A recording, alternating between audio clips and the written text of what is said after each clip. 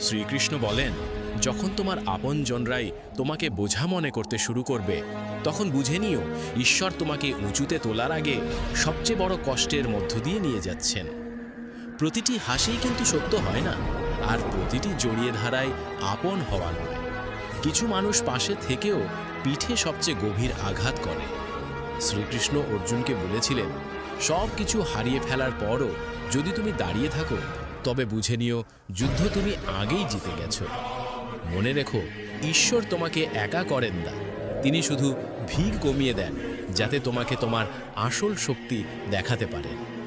যখন প্রতিদিন অপমানিত হতে হয়, যখন শব্দগুলো বিষ হয়ে দাঁড়ায় আর নীরবতা চিৎকার করতে শুরু করে, তখনই আত্মার জন্ম হয়। শ্রীকৃষ্ণ বলেন, যারা তোমাকে ভাঙার চেষ্টা করে তাদের অভিশাপ দিও না, কারণ ঈশ্বরই তাদের মাধ্যমেই তোমাকে হিরে বানাচ্ছেন। শান্ত থাকো, কারণ যখন কৃষ্ণ সাথে থাকেন তখন শেষ বলে কিছু হয় না। বিনাশ কেবল তোমার ভয়েরই